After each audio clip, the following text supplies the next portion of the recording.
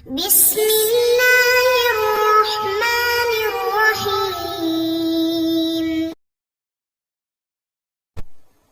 السلام علیکم ورحمۃ اللہ وبرکاتہ۔ عزیز طلبہ کرام، سبق نمبر 133 اور آج کے سبق میں ہم انشاءاللہ بات کرتے ہیں شفع کے متفرق مسائل سے متعلق، جس کا حصہ دوم ہے، اور آج کوشش کرتے ہیں کہ شفع کی جو بحث ہے وہ اپنے اختتام کو پہنچے۔ شفع کے اسقاط کے لیے آج ہم جو ہیلہ ہوتا ہے اس ہیلوں کو پڑھیں گے کہ کیا شفع کو ساقط کرنے کے لیے ہیلے ہوتے ہیں، اور ان ہیلوں کو کرنا جس سے شفع جو شفیع کرتا ہے تو وہ نہ کر سکے اور اس سے انسان بچ جائے، تو اس کا کرنا، اس کا حکم کیا ہے، اور وہ کیا کیا ہیلے ہو سکتے ہیں جس سے شفع کا حق ساقط ہو سکتا ہے۔ اسی طریقے سے مشفوع چیز میں کمی زیادتی اگر ہو جائے، یا اسی طریقے سے مشفوع چیز کے کوئی توابع یا زوائد اس کے ہوں تو ان کا کیا حکم ہوگا، شفیع کیا ان کو لے لے گا یا نہیں لے گا، تو اس سے متعلق انشاءاللہ آج ہماری گفتگو ہوگی۔ تو شفع کو ساقط کرنے کے لیے جو ہیلہ ہے اس میں سب سے پہلا ہیلہ، یعنی مشتری اور بائع مل کر ایک ہیلہ کریں، تو ہیلے کا حکم یعنی جس سے شفع کا حق ساقط ہو جائے اور شفیع نہ کر سکے، یہ کیا ہے، کیا ایسا کرنا درست ہے؟ تو وہ پہلے سے ہی بتا دیتے ہیں کہ اگر بے ہو چکی ہے، قریب میں گھر بک چکا ہے اور اس نے شفیع نے طلب مواسبت بھی کر لی ہے،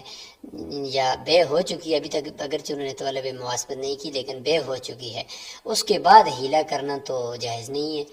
فتوی اسی قول پر ہے، امام محمد رحمہ اللہ کے قول پر ہے، اور امام ابو یوسف رحمہ اللہ کا قول یہ ہے کہ ہیلہ کرنا جائز ہے۔ تو اس میں پھر ہم لے لیں گے کہ بے سے پہلے، ابھی تک وہ پلاٹ قریب میں بکا نہیں ہے، اس سے پہلے بائع مشتری، ابھی تک وہ بائع مشتری بنے نہیں ہیں، خریدار اور فروخت کرنے والا بنے نہیں ہیں، اس سے پہلے وہ کوئی ہیلہ کر دیں، تو ظاہر ہے کہ ایک آدمی اپنے اوپر کسی کے حق کو لازم کرنے سے اپنے آپ کو بچائے، تو ایسا کرنا تو درست ہے۔ تو شفیع کے حق کو اپنے اوپر لازم کرنے سے اپنے آپ کو بچانا یہ تو شریعت میں جائز ہے، اس لیے شفیع کا حق ساقط ہو سکتا ہے۔ اور دوسری صورت میں جب بے ہو چکی ہے تو پھر تو ظاہر شفیع کا حق متعلق ہو چکا ہے، اب ہیلہ کرنا پھر ناجائز ہو جائے گا کہ شفیع کا حق مارا جا رہا ہے۔ تو اب سب سے پہلے ہیلے کی طرف چلتے ہیں، وہ یہ ہے کہ وَإِذَا بَاعَ دَارًا إِلَّا مِقْدَارَ ذِرَاعٍ فِي طُولِ الْحَدِّ الَّذِي يَلِي الشَّفِيعَ، کہ کسی آدمی نے گھر بیچا سوائے اس ایک گز کے، مقدار ذرائن سوائے اس ایک گز کی مقدار کے، جو فی طول الحد الذی،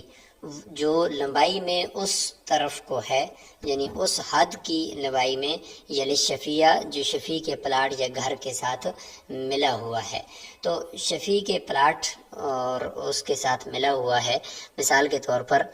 یہاں پہ اگر آپ دیکھیں تو یہ شفیع کا گھر ہے، ٹھیک ہے، یہ شفیع کا گھر ہے، اور اس شفیع کے گھر کے ساتھ جڑا ہوا یہ اس کے پڑوسی کا گھر تھا۔ تو پڑوسی نے اپنے اس گھر کو بیچنا تھا، تو اس گھر میں اب پڑوسی یہ چاہتا ہے کہ یہ گھر بھی بک جائے اور اس پہ شفیع شفع بھی نہ کر سکے، تو اس نے کیا کیا، پورے گھر کو تو بیچ دیا، لیکن اس گھر کا یہ چھوٹا سا ٹکڑا، یہ والا جتنا ٹکڑا ہے، اس ٹکڑے کو اس نے نہیں بیچا۔ یہ مطلب ہے الا مقدار ذراع، سوائے اس ایک گز کے جو لمبائی میں، فی طول الحد الذی یلی الشفیع، جو لمبائی میں اس سائٹ کو ہے جو شفیع کے ساتھ ملی ہوئی ہے۔ تو شفیع کے ساتھ ملا ہوا جو حصہ تھا، یہ والا حصہ اس نے فروخت نہیں کیا، اور اس طرف والا یہ پورا گھر اس نے فروخت کر لیا۔ اچھا، جب فروخت کر لیا تو ظاہر ہے کہ اتصال نہیں پایا گیا، یعنی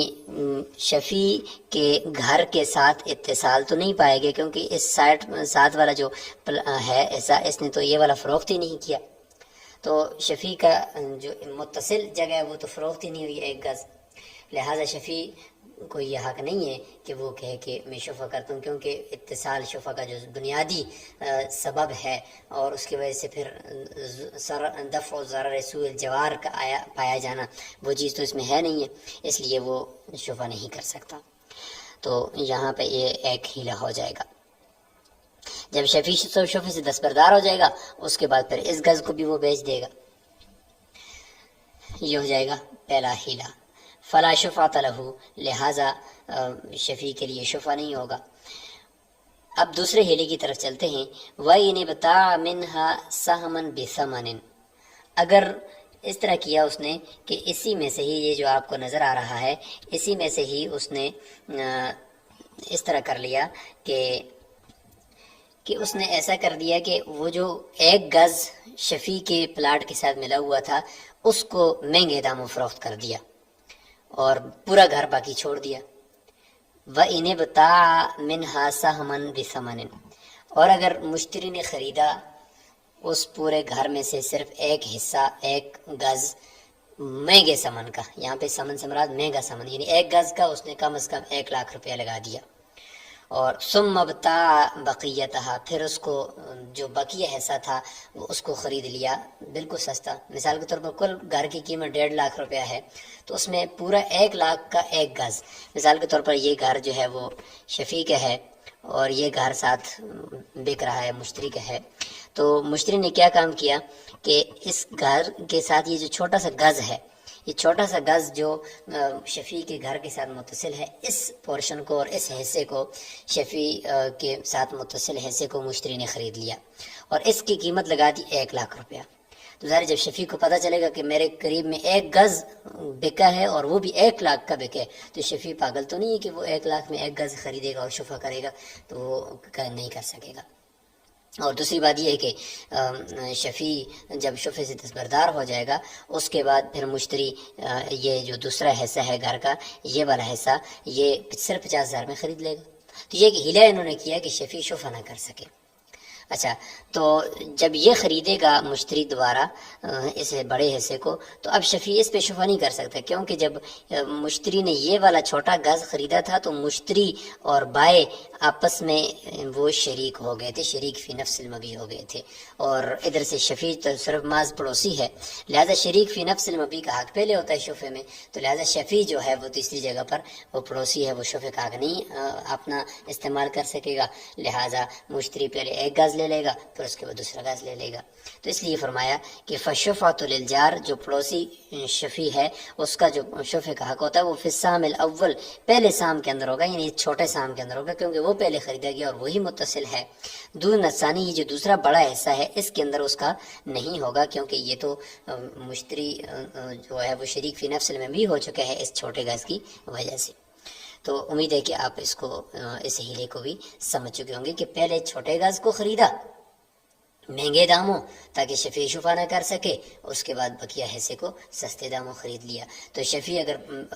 چونکہ پڑوسی ہے وہ شفا کرے گا بھی تو اس چھوٹے حصے میں کر سکے گا، سام اول میں، سام ثانی میں نہیں کر سکے گا، کیونکہ اس صورت میں پھر وہ پڑوسی ہی رہ جاتا ہے، جبکہ مشتری خود اس ایک گز کو خریدنے کی وجہ سے وہ شریک فی نفس المبی ہو جاتا ہے، اس لیے وہ اس کا حق پھر پہلے ہوتا ہے، اس لیے مشتری پہلے چھوٹا حصہ پھر بڑا حصہ خرید لے گا۔ یہ ہو گیا ہیلا نمبر 2۔ یہ دیکھیں سارے بے سے پہلے یہ ہیلے ہو رہے ہیں، تو بے سے پہلے تو ہیلے کا جواز ہے کہ انسان اپنے اوپر کسی چیز کو لازم کرنے کو دفع کر رہا ہے، دور کر رہا ہے۔ تیسرے ہیلے کی طرف چلتے ہیں۔ وَإِذَا ابْتَاعَهَا بِثَمَنٍ، اور ایسا ہوا کہ سمن کے بدلے میں، یعنی پہلے تو یہ طے ہوا عقد کے اندر کہ یہ جو گھر میں خرید رہا ہوں اس گھر کو میں ایک مہنگا سمن کر دیا، مثال کے طور پر 2,00,000 کا گھر تھا تو 2 کروڑ روپیہ اس کی قیمت مقرر کر دی، اتنا مہنگا کر دیا۔ تو وَإِذَا ابْتَاعَهَا بِثَمَنٍ، عقد طے ہوا کہ بھئی اس میں سمن کے ذریعے سے اس گھر کو مشتری خریدے گا، یہ طے ہوا، اور ظاہر ہے کہ شفیع بھی اسی سمن میں لے گا جو مشتری کے سامنے طے ہوا ہے نا، اور مشتری کے لیے جو کچھ طے ہوا ہے تو شفیع بھی وہی لے گا عقد کے اندر جو طے ہوا ہے، تو اسی طریقے سے طے ہو گیا۔ ثم دفع الیہ ثوبا عوضا عنہ، پھر چند لاکھ کے کپڑے یا کچھ اور سامان دے کر مشتری نے اس گھر کو خرید لیا۔ تو ظاہر عقد کے اندر جو طے ہوا ہے وہ تو 2 کروڑ روپیہ ہوا ہے، شفیع اگر لے گا تو وہ 2 کروڑ کا ہی لے گا، کپڑے دے کر نہیں لے گا۔ بعد میں جو ان کا صلح ہوا ہے بائے مشتری کا کپڑوں کے اوپر، تو اس صلح کا تعلق اصل عقد کے ساتھ ہے ہی نہیں ہے، اصل عقد وہی 2 کروڑ روپے، لہذا جو انہوں نے آپس میں کپڑوں کے ساتھ صلح کر لیا ہے تو وہ شفیع کو کپڑوں کی دینے نہیں ہوں گے، اس نے پورا، تو ظاہر شفیع پھر 2,00,000 کا گھر 2 کروڑ میں نہیں لے سکے گا، تو وہ شفیع ہی نہیں کر سکے گا۔ تو اس طریقے سے بھی ایک ہیلا کیا جا سکتا ہے۔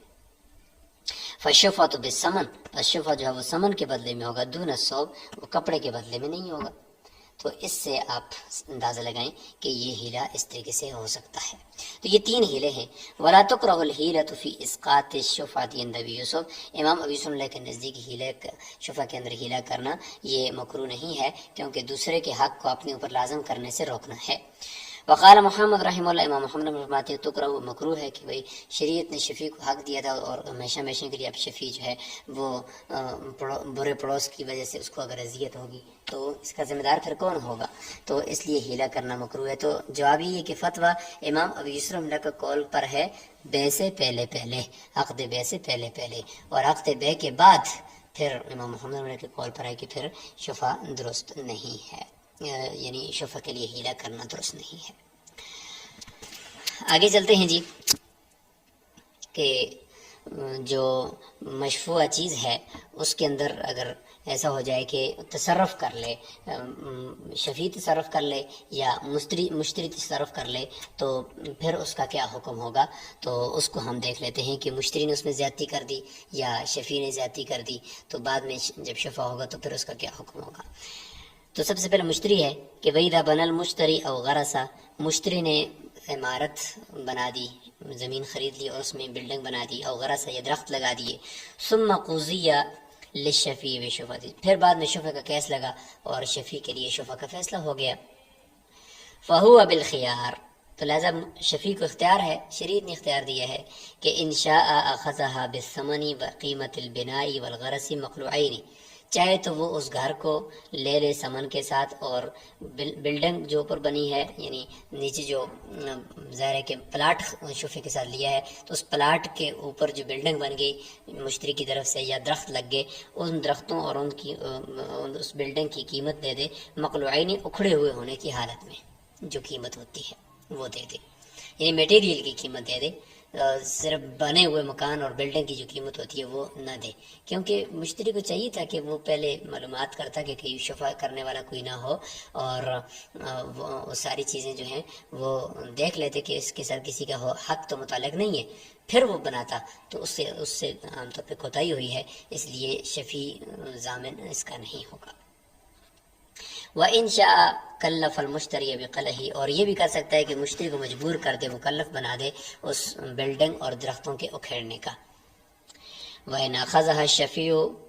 अब शफ़ी ने कोई तसर्रफ़ कर लिया, उसमें कोई ज़्यादती कर दी प्लाट के अंदर, तो उसका हुक्म आ गया कि शफ़ी ने ले लिया प्लाट को, फ़बना, उसमें बिल्डिंग बना दी, और गरसा या दरख्त लगा दिए, सुम्मा इस्तहिक़्क़त, फिर उसका कोई मुस्तहिक़ निकल आया, उस घर का या उस प्लाट का कोई मुस्तहिक़ निकल आया, जिस प्लाट को ख़रीद कर शफ़ी ने उसमें बिल्डिंग बना दी, उसका कोई मुस्तहिक़ निकल आया। ज़ाहिर मुस्तहिक़ जब निकलेगा तो वो मुस्तहिक़ ले लेगा। तो अब शफ़ी के हाथ से तो प्लाट भी गया और प्लाट के अंदर बनी हुई उसकी बिल्डिंग भी गई, उसके दरख्त भी गए। अगर वो ले लेता तो ले लेता, वरना वो मुस्तहिक़ होगा वो तो ले लेगा सारा कुछ। अब शफ़ी ज़ाहिर है कि उसके पास शुफ़े के ज़रिए से प्लाट तो आया नहीं है, तो समन उसका ज़ाया हुआ, तो समन के साथ वो रुजू करेगा, रजा आप इस समन के साथ तो वो रुजू करेगा। लेकिन क्या अपनी बिल्डिंग का भी किसी से मुआवजा लेगा? तो बिल्डिंग का मुआवजा किसी से नहीं ले सकता। वलायर जो भी क़ीमत बिनाई वल गरसी, और नहीं दरख्तों की कीमत का किसी से कोई रुजू कर सकता है। क्यों? इसलिए कि मुश्तरी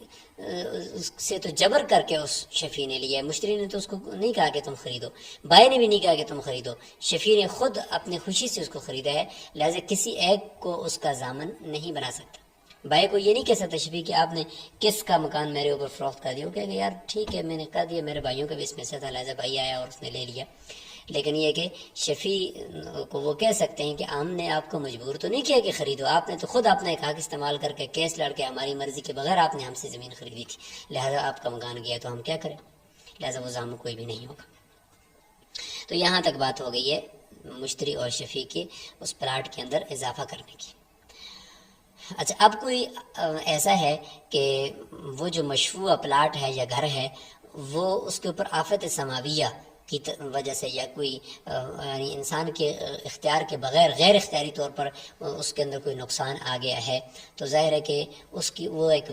वसफ़ है, उसकी वजह से कीमत तो कम नहीं होती। लेकिन अगर خود مشتری نے اس کے اندر یا بائے نے اس کے اندر کوئی نقصان کر دیا ہے یا کمی کر دی ہے تو اس کی وجہ سے قیمت شفیع سے بھی کم ہوگی۔ تو یہ ذکر ہو رہا ہے کہ وَإِذَا انْهَدَمَتِ الدَّارُ أَوْ احْتَرَقَتْ بِنَاؤُهَا، گھر جو ہے وہ منہدم ہو گیا، گر گیا، یا اس کی بلڈنگ تعمیرات جو ہوں گی وہ جل گئی ہیں، اور جف شجر البستانی، یہ کہ باغ تھا، باغیچہ تھا، اس کے اندر اس کا درخت جو ہیں اس کے وہ خشک ہو گئے ہیں، بغیر عمل احد، بغیر کسی کے اختیار کے اور عمل کے، غیر اختیاری طور پر ایسا ہوا ہے، تو فالشفیع بالخیار، شفیع کو اختیار ہے، انشاء اخذ بجمیع الثمن، اگر لے گا تو وہ اس کو مکمل ثمن کے ساتھ دے گا، کیونکہ کسی ایک سے قیمت کم کیوں کرے، یہ تو اللہ تعالیٰ کی طرف سے ایسا ہوا ہے، کسی ایک نے تو اس کے ساتھ ایسا نہیں کیا، وہ انشاء ترک، اور چاہے تو چھوڑ دے۔ وَإِن نَقَضَ الْمُشْتَرِي الْبِنَاءَ، اسی کے برعکس اگر مشتری نے خود اس کے اندر کمی کر دی ہے، بنا کو، تعمیرات کو توڑا ہے، تو یہ تو ظاہر ہے کہ وصف جو ہے وہ اصل بن چکا ہے اس کو توڑنے کی وجہ سے، تو قیل للشفیع، شفیع کو کہا جائے گا کہ ان شئت فخذ العرصۃ بحصتها، اگر چاہتے ہو تو صرف پلاٹ لے لو، کیونکہ اوپر بلڈنگ تو مشتری نے خود منہدم کر دی ہے، گرا دی ہے، صرف پلاٹ لے تو اس کے حصے کے بقدر قیمت سے، اس کے اندر جو تعمیرات تھیں اس کے ایسا 1 روپیہ بھی شفیع نہیں دے گا، کیونکہ یہاں پہ ٹھیک ہے تعمیرات منہدم چکی ہیں تو اب وصف تھا منہدم ہو جانا، لیکن اب وہ وصف اصل بن چکا ہے مشتری کے خود عمل کی وجہ سے۔ وَإِن شِئْتَ فَدَعْ، اور چاہیے تو اگر تو نہیں لینا چاہتا تو چھوڑ دے، لیکن یہ کہ اگر لینا چاہتا ہے تو پھر صرف پلاٹ لے لے، اس کی قیمت دینی ہے، پورا ثمن دینے کی ضرورت نہیں ہے۔ وَلَيْسَ لَهُ أَن يَأْخُذَ النَّقْضَ، نقضہ یا نقضہ، یہ اس کے لیے جائز نہیں ہے شفیع کے لیے کہ وہ ٹوٹی ہوئی بلڈنگ جو مشتری نے گرائی ہے اس کا میٹیریل بھی اٹھا کر وہ لے لے، کیونکہ وہ اب مشتری نے جب اس کو توڑا ہے تو اس کا مطلب یہ کہ مشتری اس اپنے بنائے ہوئے میٹیریل، بلڈنگ کے میٹیریل کو خود لینا چاہتا ہے، وہ اس نے اصل بنائی اور اصل کے مقابلے میں قیمت ہوتی ہے، مفت میں شفیع نہیں لے گا۔ وَمَنِ ابْتَاعَ أَرْضًا وَعَلَى نَخْلِهَا ثَمَرٌ، اگر کسی نے زمین خریدی اور اس کے درخت، زمین کے اوپر درخت تھے اور درختوں پر پھل بھی لگے ہوئے تھے، تو کیا وہ پھل شفیع ویسے ہی لے لے گا؟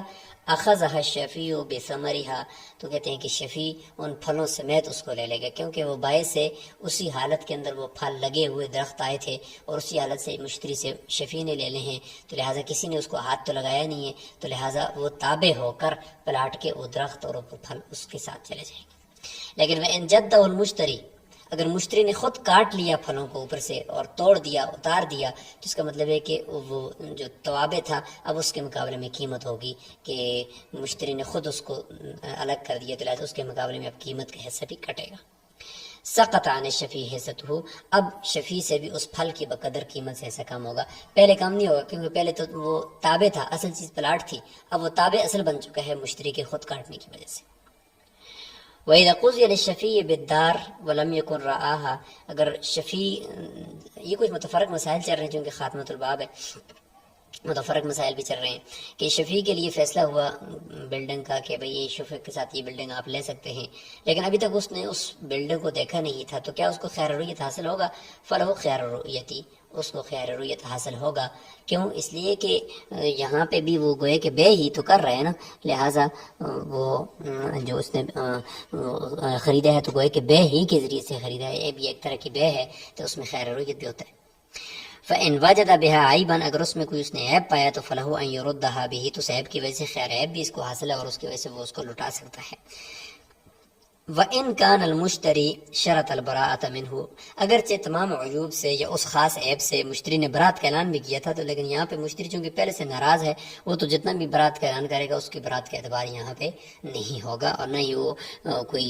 شفیع کی طرف سے کوئی نائب ہے کہ وہ برات کا اعلان کرے گا تو شفیع کے اوپر وہ لاگو ہوگا، نہیں، بلکہ ہو سکتا ہے کہ یہاں پہ مشتری نے کوئی نقصان خفیہ طور پر پہنچا دیا ہو کہ بھئی مجھ سے کیوں جبرن یہ لی جا رہی۔ وَإِذَا ابْتَاعَ بِثَمَنٍ مُؤَجَّلٍ، اگر مشتری نے خریدا ہے اس کو ادھار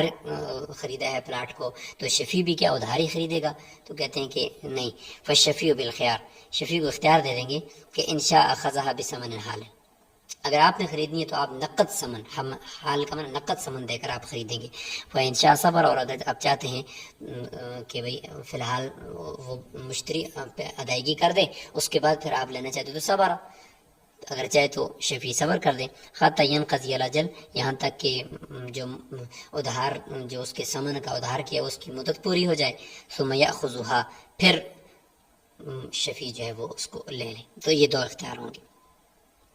وَإِذَا اقْتَسَمَ الشُّرَكَاءُ الْعَقَارَ،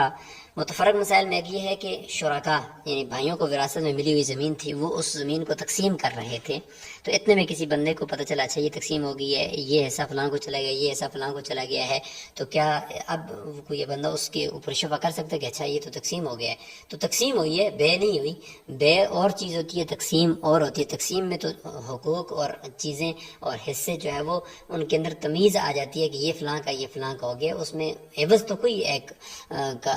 نہیں دیا گیا، تو لہٰذا اس کے اوپر شفع نہیں ہو سکتا۔ فلا شفعۃ لجارحم بالقسمۃ، اس تقسیم کی وجہ سے شفع ان کے پڑوسیوں کو شفع کا حق نہیں ہوگا۔ شفع کے لیے تقسیم ہونا نہیں ہوتا، شفع کے لیے بے ہو جانا ضروری ہوتا ہے۔ وَإِذَا اشْتَرَىٰ دَارًا، اگر کسی نے گھر خریدا، فَسَلَّمَ الشَّفِيعُ شُفْعَةً، شفیع نے شفع سے دستبرداری کا اعلان کر دیا کہ میں شفع نہیں کرتا ہوں، ثُمَّ رَدَّهَا الْمُشْتَرِي بِخِيَارِ رُؤْيَةٍ أَوْ بِشَرْطٍ أَوْ بِعَيْبٍ، کسی وجہ سے، کسی خیار کی وجہ سے، خیار عیب، خیار شادی، خیار رؤیت کی وجہ سے مشتری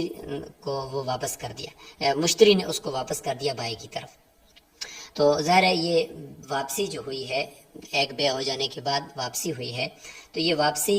نئے ایک تیسرا دیکھنے والے آدمی کے سامنے تو ایک نئی بے ہو رہی ہے، گویا کہ مشتری جو ہے وہ زمین دے رہا ہے اور ادھر سے بائی سے وہ پیسے واپس کر رہا ہے، تو تیسرا آدمی تو یہی کہہ رہا ہے کہ یہ گویا کہ ایک بندہ زمین خرید رہا ہے اور دوسرا وہ پیسے لے رہا ہے اور زمین خرید رہا ہے،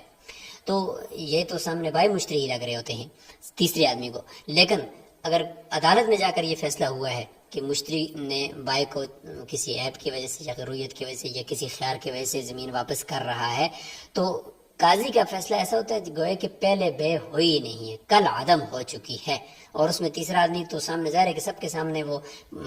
عدالت میں فیصلہ ہوا ہے، تو تیسرے آدمی کو پتہ چل گیا کہ اچھا یہ بے فسخ ہو رہی ہے، یہ نئی بے نہیں ہو رہی۔ لیکن اگر وہ گھر میں بیٹھ کر کرتے ہیں فیصلہ، تو ظاہر ہے گھر میں تو کسی کو نہیں پتا کہ یہ کیا ہو رہا ہے، تو اگلا بندہ یہی سمجھے گا تیسرا پڑوسی جو ہے کہ اچھا یہ تو نئی بے ہو گئی ہے کہ مشتری نے پہلے خریدا تھا، پھر مشتری نے دوبارہ اپنے اسی بائی کے اوپر دوبارہ بیچ دیا ہے، لہذا شفع ہو سکتا ہے اس صورت میں۔